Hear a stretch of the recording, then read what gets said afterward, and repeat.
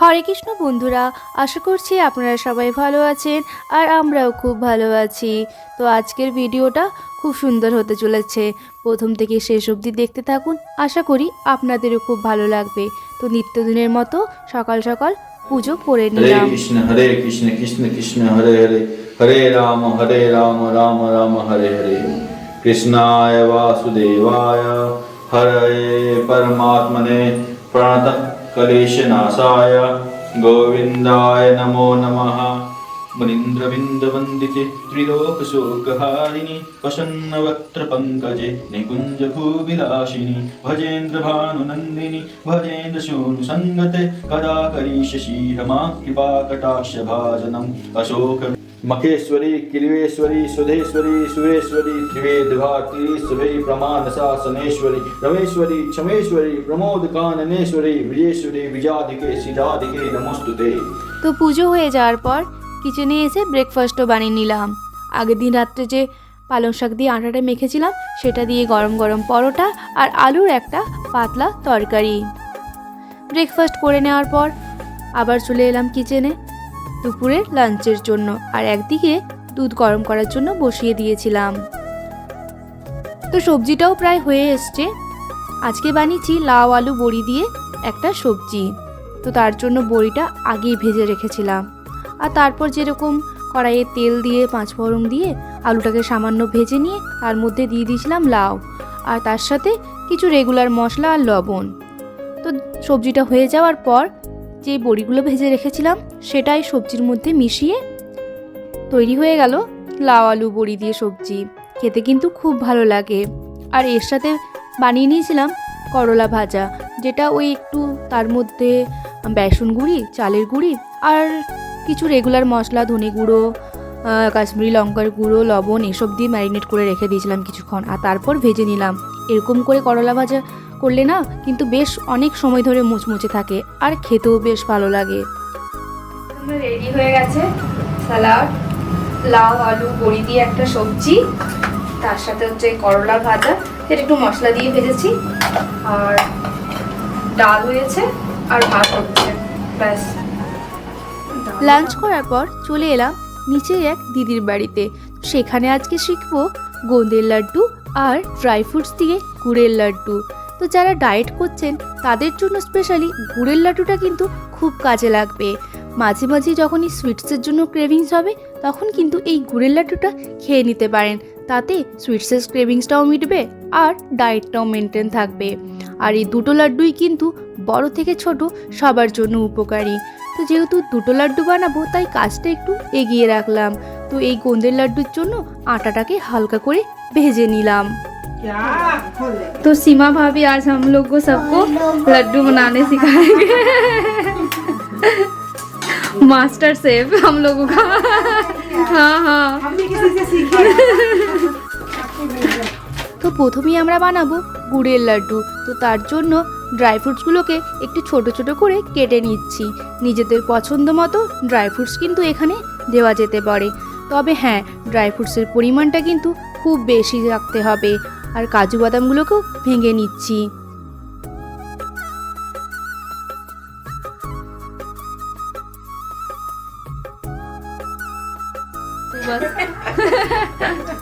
बहुत सीखा तूने। बाकी वहाँ जाने के बाद टाइम তো এটা হচ্ছে গোঁদ। গোঁদটা হলো বাবলা গাছের যে আঠাটা হয় ঠিক সেটাই।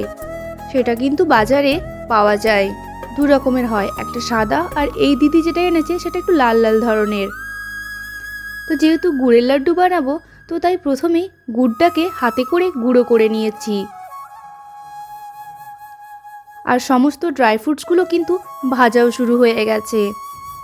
তো এরপরে গোঁদটা ভেজে নিলাম। গোঁদটা ঘিয়ে দেওয়া মাত্র এটা কিন্তু মাখানার মতো ফুলতে শুরু করবে।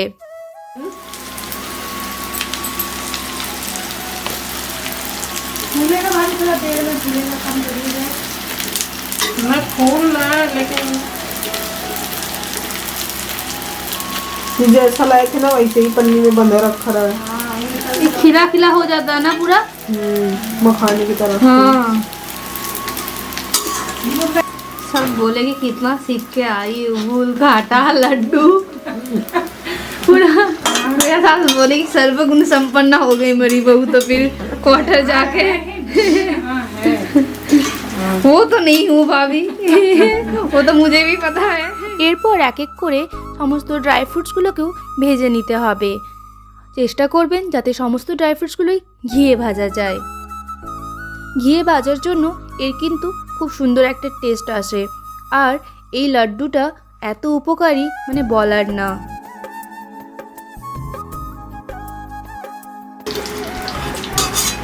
घर का जो बनाया हुआ घी होता है ना उसका कुछ खुशबू ही अलग सा होता है। देखिएगा बाजार से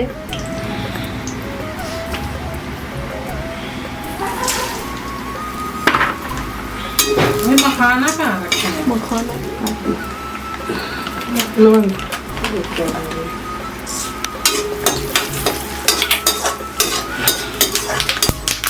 ये बहुत खिटेगा ये भी और पम्पकिन का सीड भी चटक चटक होगा। पंपकिन का इतना नहीं करता, ये ज्यादा करता है भाभी।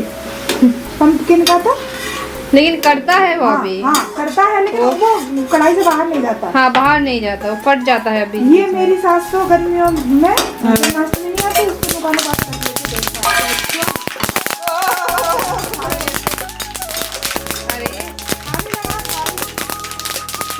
बाप रे सबसे खतरनाक है ये वाला।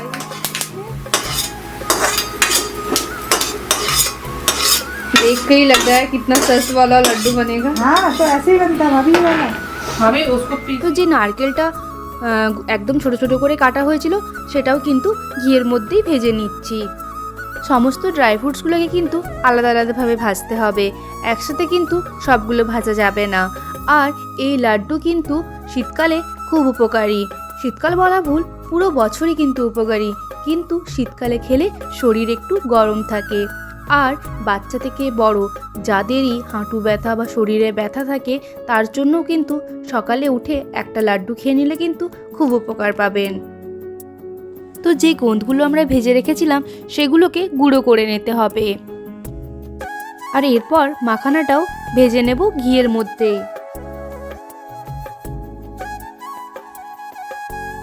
सैटरडे संडे तो छुट्टी कर देगी। अरे भाभी ये गर्म ही बनता है, ठंडा होने के बाद थोड़ी ये बनेगा। हाँ लड्डू जो बनेगा फिर ठंडा हो जाएगा तो फिर ये बनेगा भी नहीं। तो फिर छुटकू कैसे आएगा? देखती हूँ साइकिल भाभी के लेके जाती हूँ लकी। अरे उनको साथ এরপরে সমস্ত ড্রাই ফ্রুটসগুলো ওই গুড়ের মধ্যে দিয়ে দিয়েছি। আর ওই ঘিয়ের মধ্যে একটু হলুদ দিয়েও ভেজে নিয়েছি, আর সেটাও এই গুড়ের ওপর দিয়ে দিয়েছি। আর এরপর আর একটু বেশি করে ঘি গরম করে নিলাম। আর এই সমস্ত যে গরম ঘিটা সেটা ওই গুড়টার মধ্যে আর ড্রাই ফ্রুটসের মধ্যে ঢেলে দিতে হবে। আর সাথে সাথেই কিন্তু ওটাকে মেখেও নিতে হবে এবং লাড্ডুটাও গরম থাকতে থাকতেই কিন্তু বানিয়ে নিতে হবে। মাখানা এবং গোঁদটা দুটোই গুঁড়ো করে ওই লাড্ডুর মধ্যে দিয়ে দিতে হবে। তো আপনারা নিশ্চয়ই নিজেরাই বুঝতে পারছেন যে এই লাড্ডুটা কতটা উপকারী। প্রথম তো একদম চিনির কিছু নামগন্ধ নেই, আর তার সাথে ড্রাই ফ্রুটস এবং ঘিতে ভর্তি। দেখতে যতটা সুন্দর লাগছে খেতে কিন্তু ঠিক ততটাই সুন্দর, এবং তার সাথে অবশ্যই হেলদি। আবারও আরেকটু মাখানা দিয়ে দিলাম।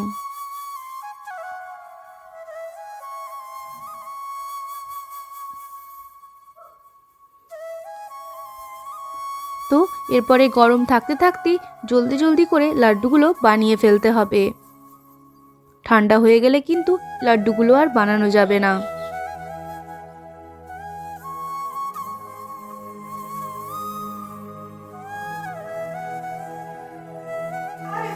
भाभी और क्यों ठंडों में बनाते हैं? हाँ जैसे मीठा खाने का मन करे ठंड में, एक तो गर्माई भी देते हैं शरीर में ये। वही তো এরপর আমরা বানিয়ে ফেলবো আটা দিয়ে গোঁদের লাড্ডু। তো আটা দিয়ে গোঁদের লাড্ডু বানানোর জন্য প্রথমে ড্রাই ফ্রুটসগুলোকে আলাদা আলাদাভাবে ভেজে নিতে হবে। আর সমস্ত ড্রাই ফ্রুটসগুলোকে এরভাবে গোটা গোটা ভেজে নিচ্ছি। আর ঠিক একইভাবে সবগুলোই আলাদা আলাদাভাবে ভাজতে হবে। আর অবশ্যই ঘিয়ে ভাজলে খুব ভালো হয়। আর আটায় যে লাড্ডুটা বানাচ্ছি তার মধ্যে কিন্তু শুকনো খেজুরও ভেজে দিয়ে দিতে পারেন। মানে নিজেদের পছন্দ মতো যা যা ড্রাই ফ্রুটস ভালো লাগে সমস্ত কিছুই এই লাড্ডুর মধ্যে দেওয়া যায়।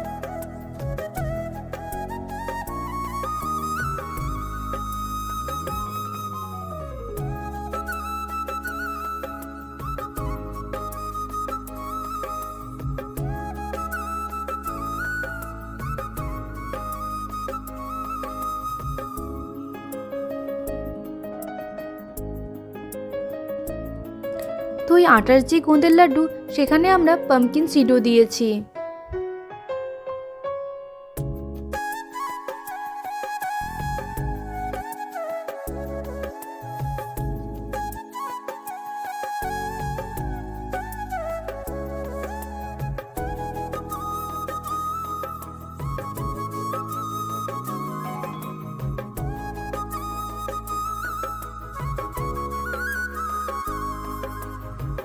এটা হলো খরবুজের বীজ।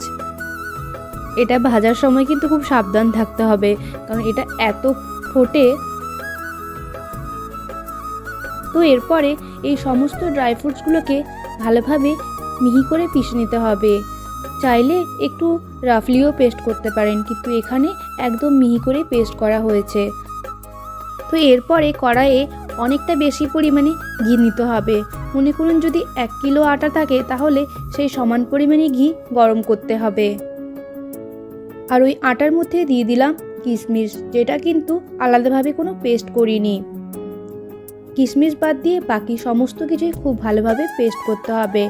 মাখানা আর যা যা ড্রাই ফ্রুট ছিল সেগুলো সমস্ত কিছুই মিক্সিতে পেস্ট করে নিয়ে চলে এসেছি, আর সেই সব কিছুই ওই আটার মধ্যে দিয়ে দিতে হবে। এরপরে সবগুলোকে ভালোভাবে মিশিয়ে নিতে হবে। আর বাজারে যে শুকনো নারকেলটা পাওয়া যায় সেই নারকেলটাই এখানে দেওয়া হয়েছে। এটা সম্পূর্ণ অপশনাল, ইচ্ছে হলে দিতেও পারে, না হলে নাও দেওয়া যেতে পারে। ওই সমস্ত ড্রাই ফ্রুটস আর গোঁদ সব কিছু মিশিয়ে নিতে হবে আটার মধ্যে।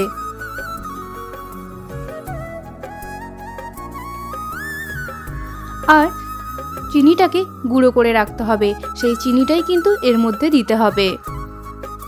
এরপরে সবগুলোকে আবারও ভালোভাবে মিশিয়ে নিতে হবে।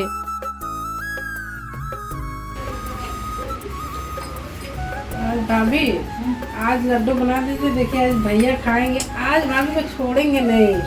अभी तो बेसन के लड्डू बनाने हैं आपको। नहीं बेसन वाले मैं नहीं आती भाभी, वो टाइम भाभी कह रही थी सॉरी की मम्मी को आता मैं है। बेसन वाले नहीं बनाएंगे, इसी तरह बनेगा। এরপর ওই মিশ্রণটার মধ্যে গরম ঘি করে দিয়ে দিতে হবে, আর আবারও ভালোভাবে মিশিয়ে নিতে হবে। ঘিয়ের পরিমাণটা কিন্তু খুব ভালোভাবে দিতে হবে।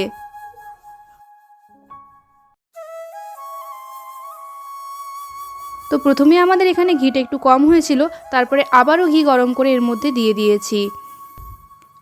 তো ভালোভাবে সব মিশে যাওয়ার পর গরম থাকা অবস্থায় কিন্তু লাড্ডুগুলো বানিয়ে ফেলতে হবে। ঠান্ডা করা কিন্তু একদম চলবে না, ঠান্ডা করলে কিন্তু লাড্ডুগুলো আর বানানো যাবে না। তো আপনারাও চেষ্টা করবেন যাতে বাড়িতে এই লাড্ডুগুলো বানিয়ে নিতে পারেন। সত্যি অসাধারণ খেতে হয়, আর অবশ্যই হেলদি। তো একটু হেলদি খাওয়ার জন্য তো একটু কষ্ট করাই যায়। তো আমিও প্ল্যান করে নিয়েছি যে একদিন আমি এই লাড্ডুটা বানিয়ে নেব। তো আটা দিয়ে গোঁদের লাড্ডু কিন্তু রেডি হয়ে গেছে। আপনারা অবশ্যই কমেন্ট করে জানাবেন আপনাদের কেমন লাগলো ভিডিওটি। তো আপনাদের যদি আমার এই ভিডিওটি ভালো লেগে থাকে তাহলে অবশ্যই আমার চ্যানেলটিকে সাবস্ক্রাইব করবেন এবং লাইক শেয়ার কমেন্ট করবেন, আর ফেসবুকেও পেজটিকে ফলো করবেন। হরে কৃষ্ণ বন্ধুরা, ধন্যবাদ। সুস্থ থাকবেন, ভালো থাকবেন।